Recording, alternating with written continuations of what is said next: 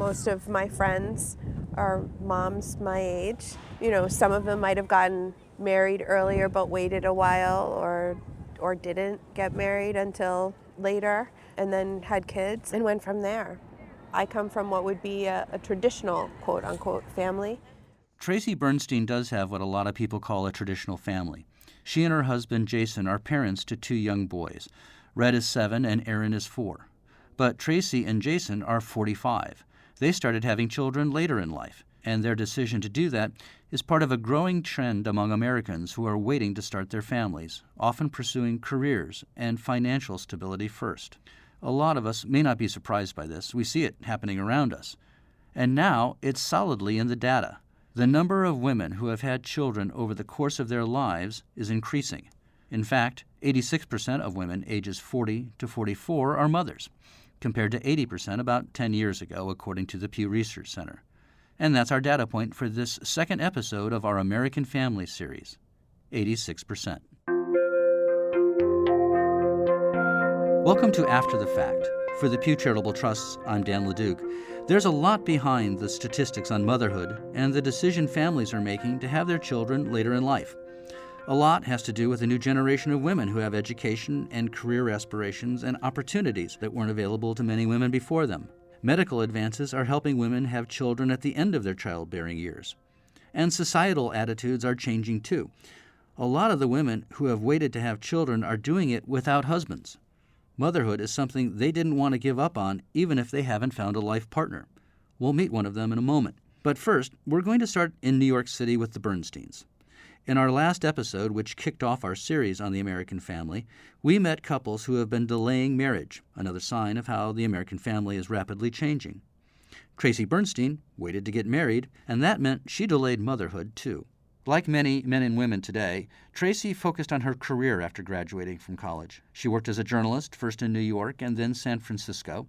She says marriage and children were something she wanted, just down the road. Gretchen Livingston from the Pew Research Center studies families and demographics and says there's lots of women and men who think that way these days. We've asked people who are not married why that is. Of those people who still want to get married, about 7 in 10 say they just haven't found the right person yet. So, they're looking for the one, and the one hasn't appeared yet. But it's worth noting that a similar share of people say that they're not financially stable, and that's the reason that they're not married at this point. So people don't want to get married until they have all their ducks in a row, whereas in the past, people would marry young and then presumably work together to get the financial stability and buy the house. So it's interesting that both of those factors are considered important reasons that people are not married right now. Among childless Americans under 50, 61% say they are likely to have kids someday, despite taking longer than previous generations to getting around to it. I had tried online dating, but I hated all that. I hated it. I was like, this is not for me. I'm never going to meet somebody on these things, and I had given up on that. And I was like, so if I'm not going to meet somebody that way, I'm either going to meet somebody organically, or, it is important for me to have kids at some point, so I'll just do it by myself. I knew I wanted children.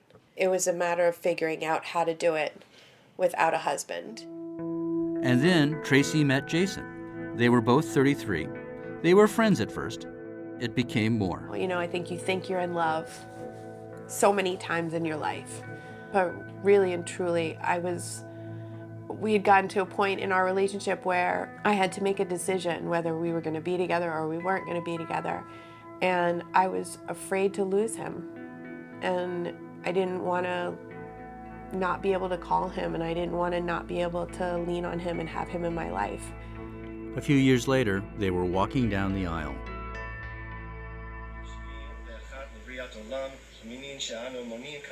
The Brookhaven Hamlet, New York.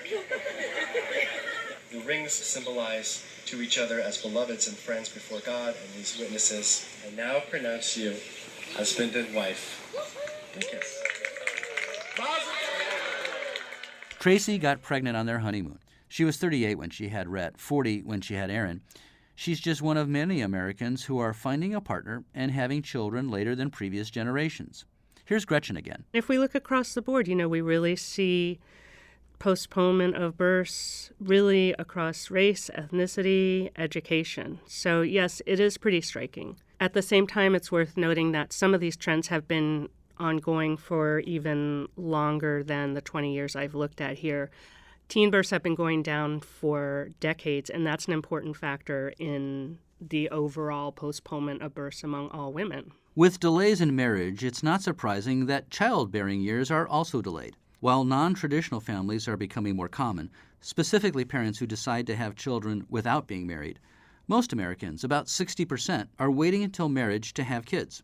But one of the most interesting findings Gretchen came across in her research relates to highly educated women.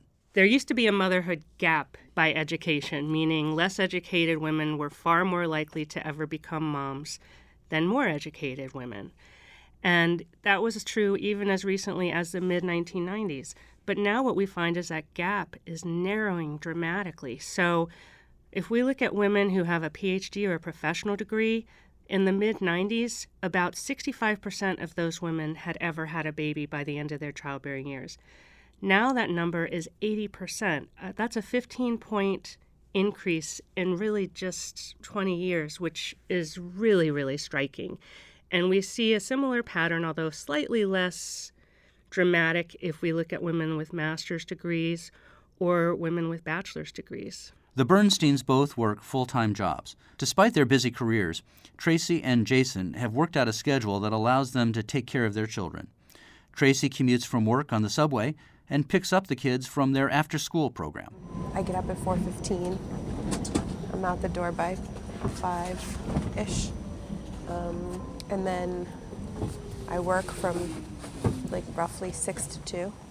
And then I get to go out, go home, and I can pick them up. And he gets home when he can.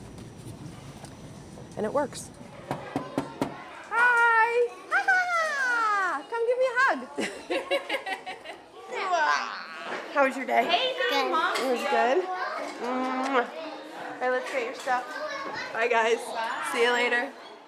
I knew that, once I met somebody that I did want to become a father. It was important to me to have kids and I just had that natural urge to be a father. That's Jason. My father was very sick, so he wasn't able to do a lot with me. He always would tell me, he's like, I don't know what I'm doing because I didn't have a father. Like, he lost his father when he was 14 years old. Sorry. So he was doing it by the seat of his pants. And we all are, but we don't realize it. And we do fall back onto things that we've learned from our parents without even realizing it. As Tracy prepares dinner for the family, Jason takes over helping the kids get their homework finished and spends some time with them. Tonight, they're having spaghetti. Even when we first got together, I would cook, but not like this. Yeah. Sunday I spent a big portion of the day cooking. In advance for the week. Yeah, at least one or two things. Otherwise, it's just like, How do you manage? yeah, it's just not attainable. Here's the thing: you're doing that now. You make the effort to make dinner with the family a thing, Yes. right? That's part of family life. And most of the time we get to eat as a family, which is really important to, I think, to both of us, It's clear from my brief time with the Bernsteins that they love each other and their children and feel very fortunate, especially Tracy, who was concerned that she would have a hard time conceiving at age 37. It was definitely a concern of ours that we would be able to have kids. And so I went to the doctor before we got married, and she said, well, I would recommend as soon as you're ready to start trying right away, because you're 37 and 40 is like falling off a cliff. So the closer you get to 40, the harder it is to have kids. But I had heard it from all my other friends who were my age, and a few of them had had some trouble, and it took them a bunch of tries. Some of them had already, said, okay, we got to do fertility. And so we went on our honeymoon, and I got pregnant. You were blessed right away. I was blessed right away. Mm-hmm. We do have some data on this, and it's interesting. If we look overall at women kind of ages 35 to 44, Here's Gretchen again. those women who are a bit older, we find that 9% of them say that they or their partner has undergone fertility treatments. The number rises to about 12% among whites and then drops to about 3% for blacks. So, it's not a huge share of the population undergoing this, but it's certainly a sizable minority. We also find that about half of college-educated adults say either they have undergone fertility treatment or they know someone who has. So certainly this is becoming much more prevalent. If you yourself haven't undergone the treatment, you have friends, relatives, other folks you work with who are undergoing some type of fertility treatment. It is becoming more common. This is great news for couples who are struggling to have children or individuals who want to conceive without a partner, like Cara Lemieux, a 39-year-old single mother of two who lives in Newtown, Connecticut. I joined her on an early weekday morning amid the hustle and bustle of getting children fed and safely on the school bus before she started her workday as a digital communications strategist. Hey, Cara. Hi. I'm Dan. Hi, Cara. Nice to meet Nice you. to meet you. Who's this? This is LJ, Hey there, LJ. and this is Izzy, Hey, Izzy. and this is Ellie. And Ellie, how are you? This is Dan. Say hi, Dan. Nice to meet you. 9 years ago, Cara was 30 and working as a TV producer in New York. Like Tracy, she put her career first. Despite long work hours, she managed to make some time for dating every now and then. Then Cara discovered she was pregnant. It was unplanned, but she had always wanted to be a mom. When I found out I was pregnant, I called my sister immediately. Mm-hmm. I remember I was panicked. I mean, absolutely panicked. She said, "We'll figure it out. Don't worry. It's okay." Right. And that's really been how all of them, my whole family, has approached my sort of non-traditional family. It's like, don't worry, we'll figure it out. And Cara is just one of many Americans who aren't following the path of the traditional American family. It's a growing trend Gretchen Livingston is seeing in her research. About 1 in 4 parents is a single parent, meaning that they're not married. And in some cases, those parents are raising their children on their own, and in some cases, they're cohabiting with someone they're not married to. Here's some data that shows how quickly the American family is changing. In 1968, only 13% of U.S. children were living with an unmarried parent. By 2017, it was 32%. That's 24 million kids. And that is Cara's life now. In fact, she's added another child, all planned, to her family. And she's learned the lessons most parents have. It's a lot of work. I feel like all I do is load and unload the dishwasher. It's like a never-ending, that and laundry. Those two things just never, ever, ever, ever stop. I don't know why your brother doesn't want to get dressed lately. Same thing why you don't. Is he comfy? I don't know. I think he likes that Elmo shirt. That's part of it. He doesn't want to take it off. Do you need to do anything else before you go to school? No, your backpack's all packed up? Okay. Get your shoes on in about 10 minutes. Okay. Parenthood and marriage are becoming two distinct things, and one doesn't always follow the other. Here's Gretchen Livingston. It really is striking just how much it has changed in just the past 20 years or so. I don't know that I'd go so far as to say it's the norm, but it's become much more accepted. Now, it's still the case that if you look at attitudinal data, people don't look that highly on single mothers raising a child on their own, but the numbers are shifting a bit as it becomes more common. These attitudes that Gretchen talks about were something Cara felt when she was first pregnant with Ellie. I definitely feel a shift in the past, since I had my daughter to now. Either I don't care as much about what people say, or what people are saying has changed a little bit. But I don't feel the scrutiny and the stigma attached to single motherhood nearly as much as I did when I first had my daughter. I think there's two reasons. One is, like I said, I think we're evolving. I think things have changed a lot in the past 8 years. I think number two, there's a different stigma. There's just people view unplanned pregnancy and single motherhood attached to that differently than they view being a single mom by choice, which is what, I sort of the category I fall into with my son. Right. Making the conscious decision to have him, taking steps to, find a donor and get pregnant on purpose is very different than casually dating someone and getting pregnant by accident. Cara and the kids moved from New York to Newtown, Connecticut to be closer to family. Her job lets her work from home, and she supplements her income teaching as an adjunct professor. And while she's open to finding a partner and marriage, she hasn't found anyone. Really, the reason I decided to have my son on my own is because I hadn't met the right person. And I hope somewhere in there I find somebody to hang out with and to pour me a glass of wine at the end of the day. But it's not, at least not by my definition, it's not vital to being happy. And while the reality is that most parents are married, there's a growing number of women who are having children on their own because they've decided marriage isn't essential to their family life. I asked Gretchen to explain her findings about this. There were a number of interesting findings. On the one hand, I think everyone is well aware of the fact that births outside of marriage are becoming much more common, and we know about 4 in 10 births are actually occurring to women who aren't married now. But something I looked at in my research was, okay, among these women who are at the end of their childbearing years, what share of these women have had a baby but have never married? So in the mid-90s, that number was about 31%. So 31% of women had a baby but had never married. Now that number is 55%.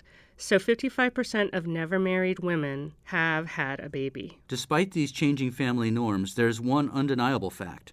Raising kids is expensive, whether there's 2 parents or just one. So childcare is the biggest financial burden that I have right now, and that's no different from a 2-parent family.